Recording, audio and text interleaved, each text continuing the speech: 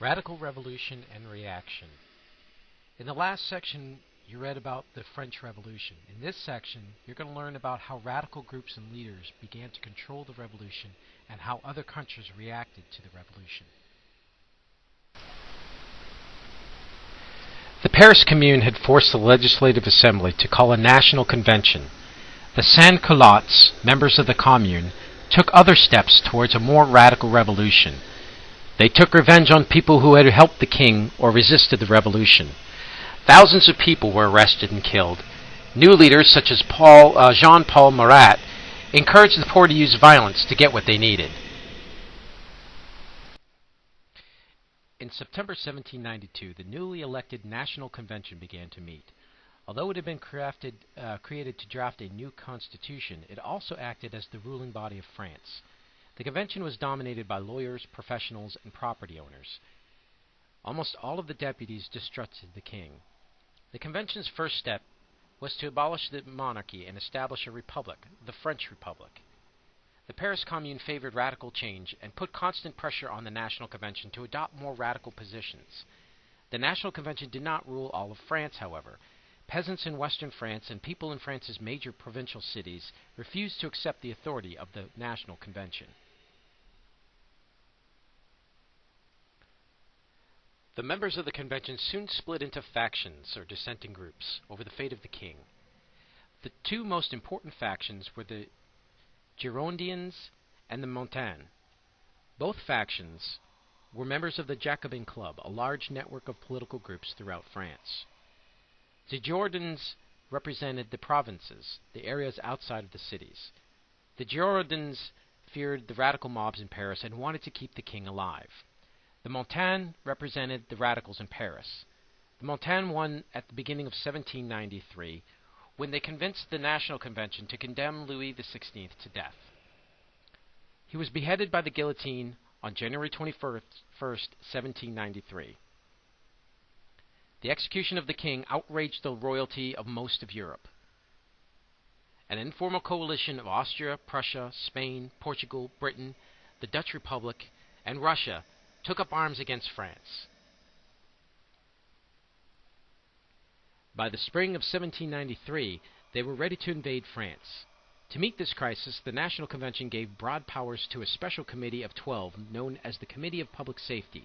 It was dominated at first by Georges Danton, then by Maximilien Robespierre. For a 12-month period, from 1793 to 1794, the Committee of Public Safety took control. The committee acted to defend France from foreign enemies and rebellions at home. The committee set in motion an effort that came to be known as the Reign of Terror. During the Reign of Terror, nearly 40,000 people were killed, many by the guillotine. Most executions were held in places that had openly rebelled against the authority of the National Convention. The Committee of Public Safety decided to make an example of the city Lyon. 1,880 people in that city were executed. In western France, the revolutionary armies were brutal in defeating rebel armies.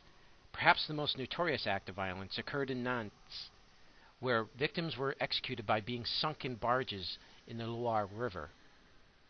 People from all classes were killed during the terror. About 15% of the victims were from the clergy and nobility, and the rest were from the bourgeoisie and the peasant classes. The Committee of Public Safety took other steps to control France and to create a new order called the Republic of Virtue. The committee tried to provide some economic controls by establishing price limits on goods considered necessities, such as food, fuel, and clothing. But the controls did not work. The National Convention also pursued a policy of de-Christianization. The word saint was removed from street names. Churches were pillaged or closed, and priests were encouraged to marry.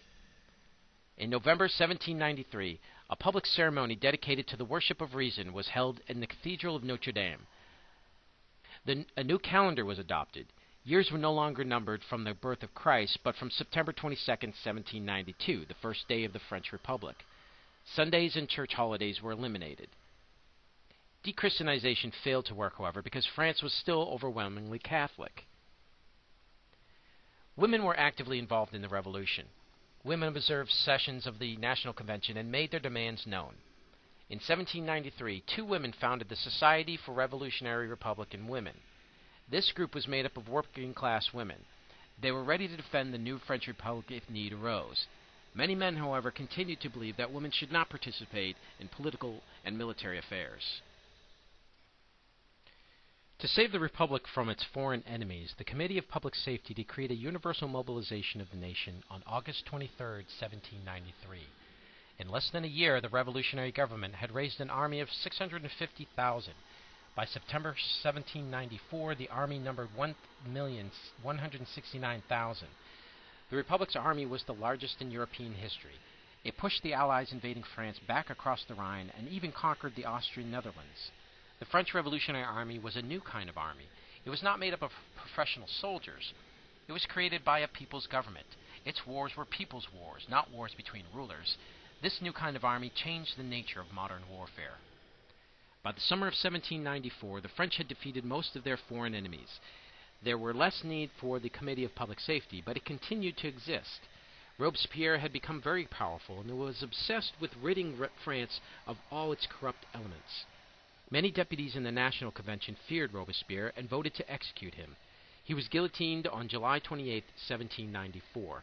After his death, more moderate leaders took control, and the Reign of Terror came to an end.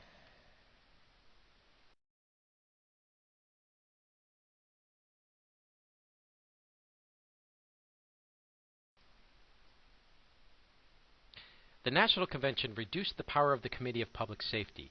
Churches were allowed to reopen. A new constitution was created in August 1795. It established a National Legislative Assembly. It had two chambers, a lower house known as the Council of 500, which initiated legislation, and an upper house, the Council of Elders, which accepted or rejected the proposed laws. The members of the two chambers were chosen by electors, individuals qualified to vote in an election. The electors had to be owners or renters of property worth a certain amount. This limited the number of electors to 30,000.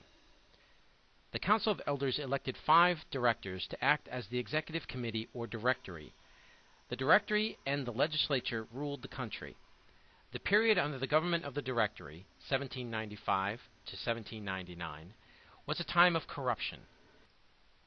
The directory had many enemies. Both royalists and radicals were unhappy. Royalists wanted to restore the monarchy. Radicals were unhappy with the turn towards moderation. The Directory was unable to find a solution to the country's economic problems, and it was still carrying on wars started by the Committee of Public Safety. In 1799, a coup d'etat, or sudden overthrow of the government, ended the Directory. The coup d'etat was led by the successful and popular general Napoleon Bonaparte.